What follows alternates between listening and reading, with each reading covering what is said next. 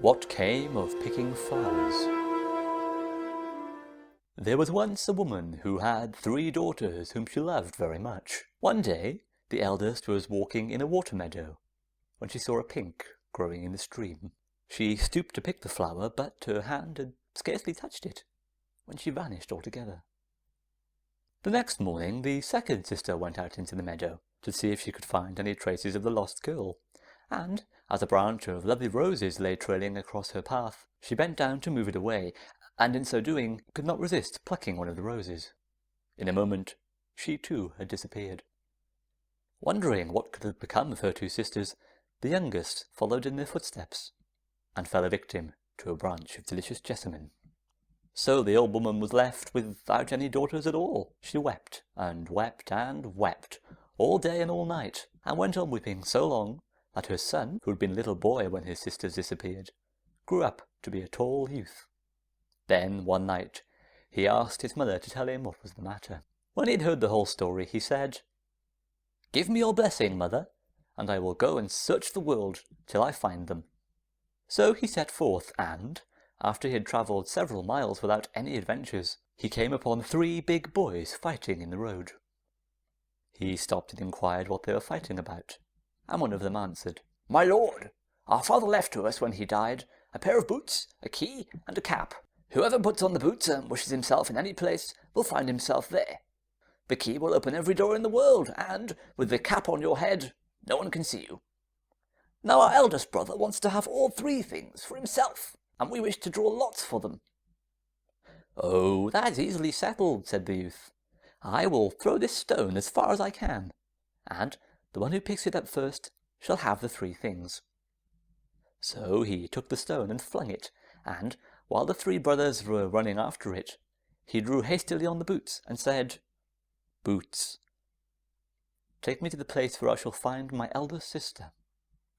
The next moment the young man was standing on a steep mountain before the gates of a strong castle guarded by bolts and bars and iron chains. The key, which he had not forgotten to put in his pocket, opened the doors one by one, and he walked through a number of halls and corridors till he met a beautiful and richly dressed young lady, who started back in surprise at the sight of him and exclaimed, "Oh, sir, how did you contrive to get in here?"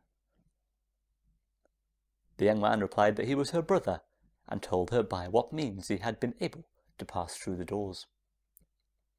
In return, she told him how happy she was, except for one thing, and that was her husband lay under a spell, and could never break it till should there be put to death a man who could not die. They talked together for a long time, and then the lady said that he had better leave her, as she expected her husband back at any moment, and he might not like him to be there. But the young man assured her that she need not be afraid, as he had with him a cap which would make him invisible. They were still deep in conversation when the door suddenly opened, and the bird flew in. But he saw nothing unusual, for, at the first noise, the youth had put on his cap.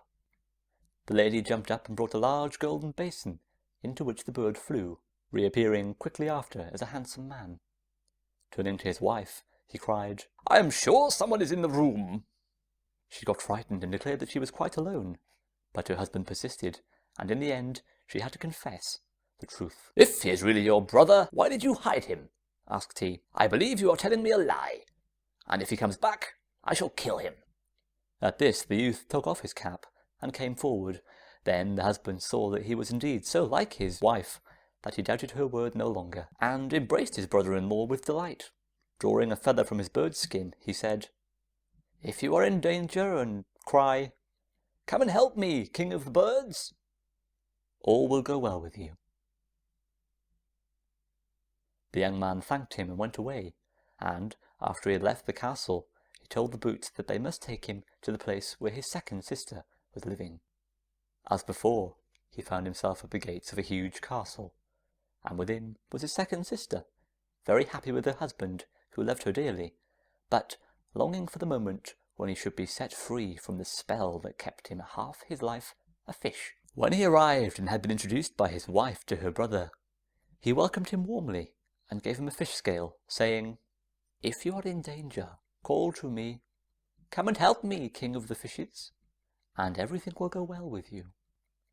The young man thanked him and took his leave, and when he was outside the gates, he told the boots to take him to the place where his younger sister lived.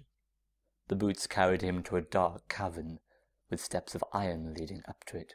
Inside she sat weeping and sobbing, and, as she had done nothing else the whole time she had been there, the poor girl had grown very thin. When she saw a man standing before her, she sprang to her feet and exclaimed, "Oh, whoever you are, save me, and take me from this horrible place." Then he told her who he was, and how he had seen her sisters, whose happiness was spoiled by the spell under which both their husbands lay, and she, in turn, related her story. She had been carried off in the water-meadow by a horrible monster, who wanted to make her marry him by force, and had kept her a prisoner all these years, because she would not submit to his will. Every day he came to beg her to consent to his wishes, and to remind her that there was no hope of her being set free, as he was the most constant man in the world, and, besides that, he could never die. At these words the youth remembered his 2 enchanted brothers-in-law, and he advised his sister to promise to marry the old man, if he would tell her why he could never die. Suddenly everything began to tremble as if it was shaken by a whirlwind, and the old man entered, and, flinging himself at the feet of the girl, he said, "Are you still determined never to marry me?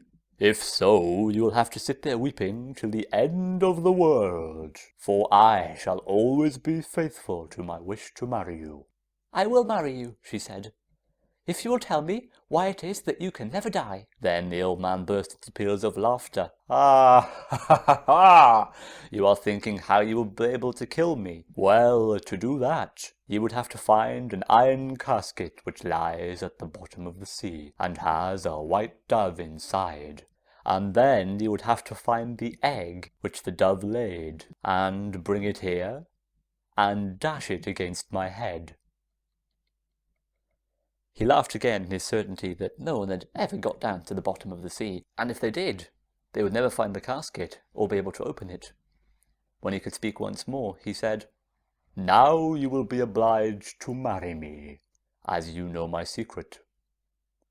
But she begged so hard that the wedding might be put off for 3 days that he consented, and went away, rejoicing at his victory. When he had disappeared, the brother took off the cap which had kept him visible all this time, and told his sister not to lose heart, as he hoped in 3 days she would be free. Then he drew on his boots and wished himself at the seashore, and there he was directly. Drawing out the fish scale, he cried, "Come and help me, king of the fishes!" And his brother-in-law swam up, and asked what he could do. The young man related the story, and when he had finished, his listener summoned all the fishes to his presence. The last to arrive was a little sardine, who apologized for being so late, but said she had hurt herself by knocking her head against an iron casket that lay in the bottom of the sea.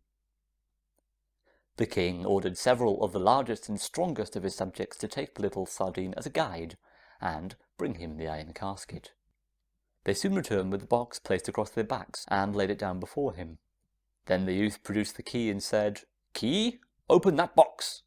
And the key opened it, and though they were all crowding round ready to catch it, the white dove within flew away. It was useless to go after it, and for a moment the young man's heart sank. The next minute, however, he remembered that he had still his feather, and drew it out, crying, "Come to me, king of the birds!" And a rushing noise was heard, and the king of the birds perched on his shoulder, and asked what he could do to help him. His brother-in-law told him the whole story, and when he had finished, the king of the birds commanded all his subjects to hasten to his presence. In an instant the air was dark with birds of all sizes, and at the very last came the white dove, apologizing for being so late by saying that an old friend had arrived at his nest, and he had been obliged to give him some dinner. The king of the birds ordered some of them to show the young man the white dove's nest, and when they reached it, there lay the egg, which was to break the spell and set them all free. When it was safely in his pocket, he told the boots to carry him straight to the cavern where his younger sister sat awaiting him. Now it was already far on into the 3rd day which the old man had fixed for the wedding, and when the youth reached the cavern with his cap on his head, he found the monster there, urging the girl to keep her word and let the marriage take place at once. At a sign from her brother, she sat down, and invited the old monster to lay his head on her lap. He did so with delight, and her brother, standing behind her back, passed her the egg unseen. She took it and dashed it straight at the horrible head. The monster started, and with a groan that people took for the rumblings of an earthquake, he turned over and died. As the breath went out of his body, the husbands of the two eldest daughters resumed their proper shapes, and sending for their mother-in-law, whose sorrow was so unexpectedly turned into joy, they had a great feast, and the younger sister was rich to the end of her days with the treasure she found in the cave, collected by the monster.